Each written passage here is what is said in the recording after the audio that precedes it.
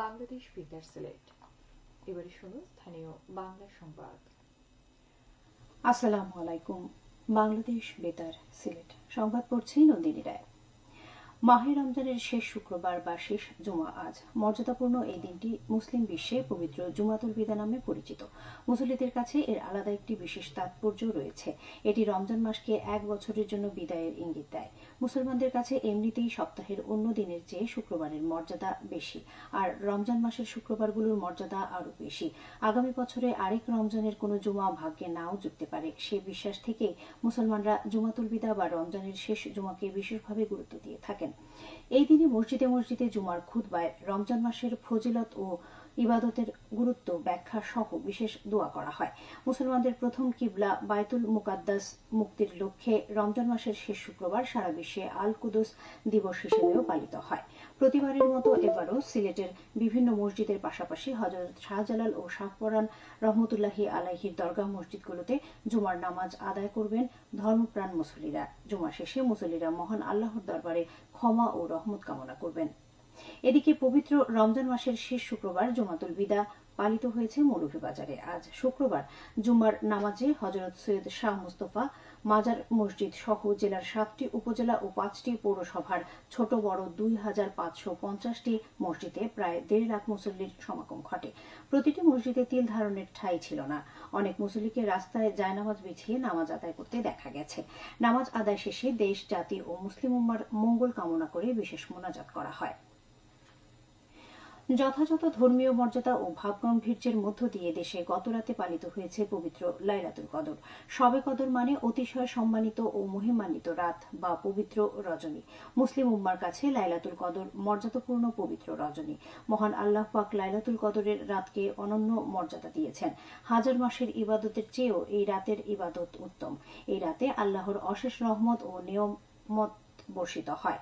নির্ধারণ করা হয় মানবজাতির ভাগ্য। হাদিসে বর্ণিত আছে, মহানবী হযরত মুহাম্মদ সাল্লাল্লাহু আলাইহি ওয়াসাল্লাম রমজান মাসের শেষ 10 দিন ইতিকাফ করতেন এবং বলতেন, তোমরা রমজানের শেষ 10 রাতে লাইলাতুল কদর সন্ধান করো।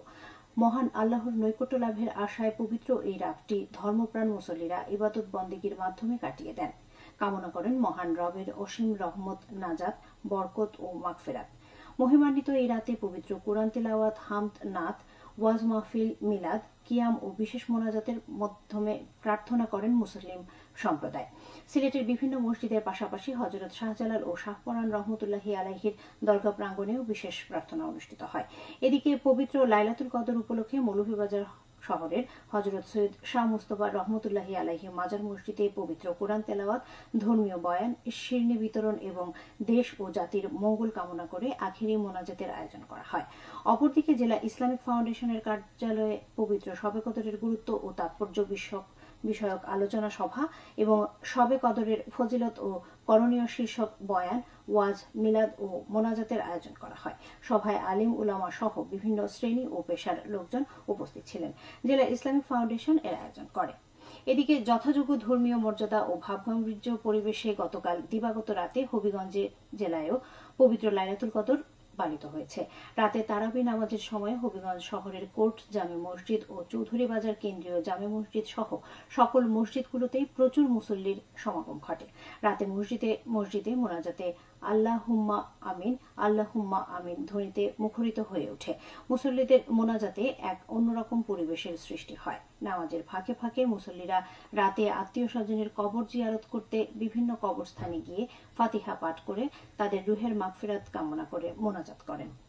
জেলা প্রশাসন ও ইসলামিক ফাউন্ডেশনের উদ্যোগে কোর্ট জামে মসজিদে বিশেষ দোয়া মাহফিলের আয়োজন করা হয়।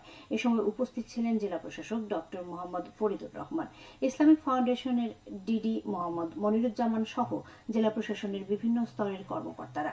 এ উপলক্ষে সুনামগঞ্জ জেলায়ও অনুরূপ কর্মসূচির মাধ্যমে শবে কদর পালিত হয়েছে। পবিত্র ঈদ উল ফিতরের আর মাত্র 2-3 দিন বাকি। শেষ মুহূর্তের কেনাকাটায় জমে উঠেছে মৌলভীবাজারের ঈদের বাজার। জেলা সদর সহ 7টি উপজেলার শপিং মল, বিপণী বিতান সহ সব ধরনের ব্যবসা প্রতিষ্ঠান সকাল থেকে গভীর রাত পর্যন্ত চলছে বেচাকেনা। প্রতিটি দোকানে রয়েছে সকল বয়সী নারী পুরুষের উপচে পড়া ভিড়।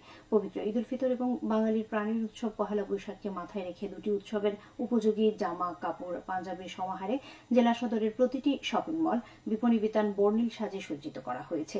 এসব প্রতিষ্ঠানে পছন্দের জামা কাপড়, পাঞ্জাবি, জুতো, কসমেটিক, অর্নামেন্ট কিনতে পেরে ক্রেতারা যেমন খুশি, তেমনি আশানুরূপ বিক্রি হয় বিক্রেতারাও এখন ব্যস্ত সময় পার করছেন। ক্রেতারা পছন্দের সামগ্রী ক্রয় করতে অন্যান্য উপজেলা থেকে জেলা সদরের শপিং মলগুলোতে আসছেন। শপিং মল ছাড়াও ফুটপাতের দোকানগুলোতে ক্রেতাদের ভিড় লক্ষণীয়। নিম্ন আয়ের ক্রেতারা ফুটপাতের দোকানগুলোতে তাদের পছন্দের জামা কাপড়, পাঞ্জাবি, জুতা, আতর, টুপি সহ প্রয়োজনীয় সামগ্রী ক্রয় করছেন। সব মিলিয়ে পবিত্র ঈদ উল ফিতর এবং পহেলা বৈশাখকে 25 থেকে 30 কোটি টাকার বেচাকেনা হবে বলে ব্যবসায়ীরা জানিয়েছেন। এদিকে আইন শৃঙ্খলা ও বাজার মনিটরিং এর প্রশাসনিক তৎপরতায় ক্রেতারা স্বস্তি প্রকাশ করেছেন। সেনাবাহিনী, র্যাব, পুলিশের সার্বক্ষণিক টহলের পাশাপাশি সাদা পোশাকে গোয়েন্দা নজরদারি অব্যাহত রয়েছে। সেহরি ও ইফতারের সময়সূচি। সিলেট ও পার্শ্ববর্তী এলাকায় আজ ইফতার সন্ধে 6:10 এবং আগামীকাল সেহরির শেষ সময় ভোর 4:29। সবশেষে আবহাওয়া। সন্ধ্যা 6টা পর্যন্ত পূর্বাভাসে বলা হয়েছে সিলেট সহ পার্শ্ববর্তী এলাকায় আজ কোনো সতর্কবাণী নেই এবং কোনো সংকেতও দেখাতে হবে না। আজ সিলেটে সূর্যোদয় হয়েছে 5:48 এবং সূর্য অস্ত যাবে সন্ধে 6:07। সংবাদ শেষ হলো। আমাদের পরবর্তী স্থানীয় সংবাদ প্রচারিত হবে সন্ধে 7টায়।